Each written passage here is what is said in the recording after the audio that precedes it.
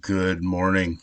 Welcome to DFS Army YouTube channel. I am Razzle11 or Razzle11 Grinds on Twitter. We are going to take a look at some pitching options for today, Tuesday, the 4th of April. We start to see a mix of some guys making their first start against some teams' aces at this point. So it'll be very interesting to see how the matchups break down and what the ownership looks like as the day progresses.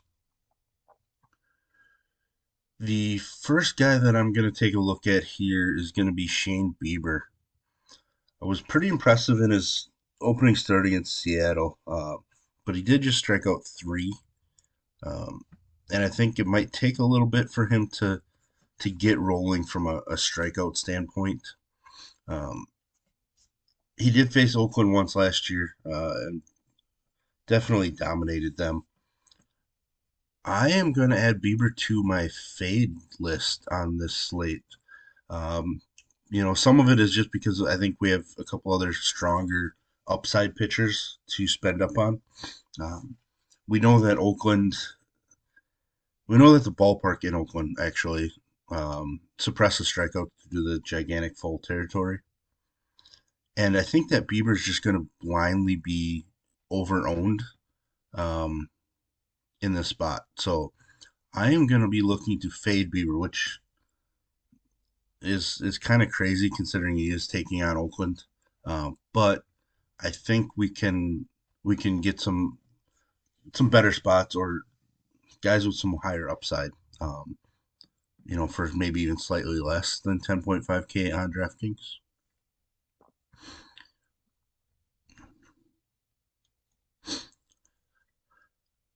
The next guy that I might be looking to fade, this one feels pretty dangerous to me in that I think there's some K upside in the matchup, but the Angels are swinging the bat pretty well right now.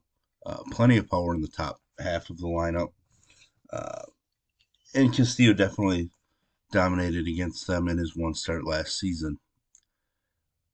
I just don't know that I want to pay 9,500 for him against a Trout Otani combination while Ward is hitting home runs uh, and that sort of thing. So I just don't think that it's a lockdown spot for him. And I would rather spend, you know, 9,200 on Urias, 9,900 on Framber Valdez, who's going to be extremely popular.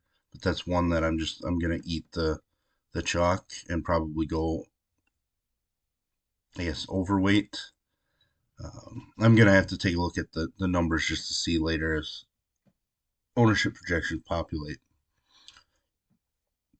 Um, Another guy that I'm probably going to end up fading, which is going to be difficult. I'm probably going to have to update, DFS Army members later in the day.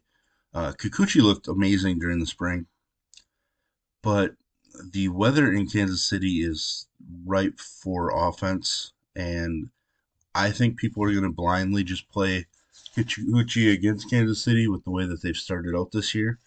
And so I'm going to kind of play an ownership thing here. I could be wrong. We could find out later, that Kikuchi is just going to be like a 5 to 8% play. And if that's the case, then I have to adjust my stance just because I'm really basing it off of I think he's higher owned and the weather right now looks to be conducive for offense.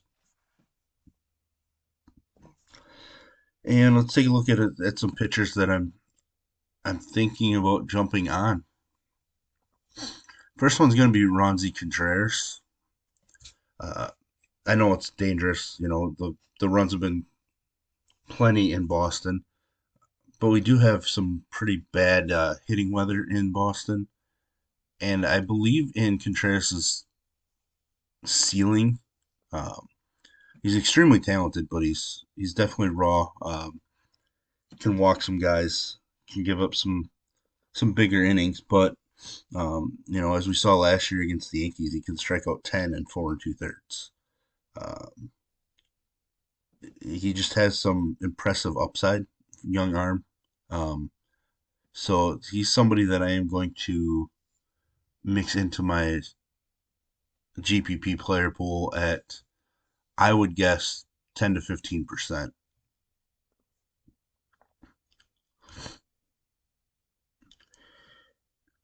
And then we're going to look at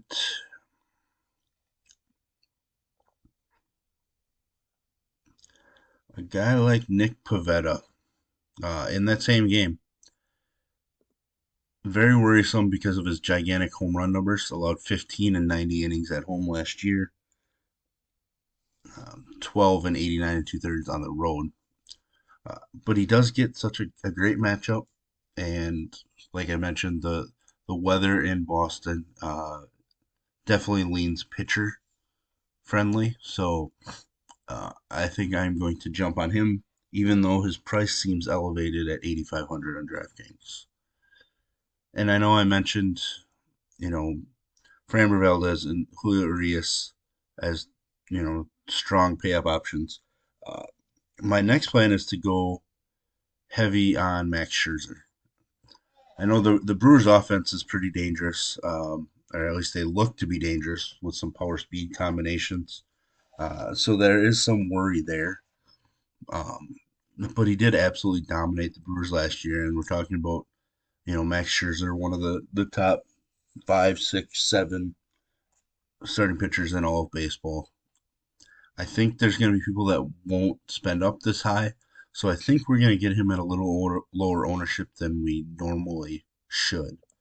Um, so he's going to be somebody that I'm very interested in. And last year he was actually stronger on the road, which is a nice thing to see going into Milwaukee. Um, and one name that I kind of forgot in my fade list is going to be Josh Fleming. I think that people are just going to blindly jam in whoever's pitching for Tampa Bay with the way they've started, the fact that they're facing Washington. But the wind is blowing out in Washington. Josh Fleming was not great during the spring, and he definitely was not great last season. Uh, he allowed 4 home runs and 19 and two-thirds on the road, while allowing a batting average against of 345. His overall season whip was 189 across his 35 innings. He's just not somebody that I want to trust to get outs, especially on a site like DraftKings, where efficiency matters. He's going to allow base runners, and he's not going to pitch very deep, um, which also means he's not usable on FanDuel either. I want my guys to be able to get the quality start. That's a huge part of the scoring over there, so I need that upside. So there you have it. There's some pitchers on my play and fade list for the day. If you enjoy these videos, please hit the like button. It obviously helps us out a ton here at DFS Army. And make sure you hit the comments. Let me know which guy you're relying on the most tonight on this slate. Really interesting to see what everybody's going with. Um, there are definitely some spend up options. So, um, yeah, just let us know. Thanks for checking it out. DFS Army, we do have a promo code going on. Opening day gets you 50% off your first month. I will put a link in the description below. And as always, best of luck, everybody.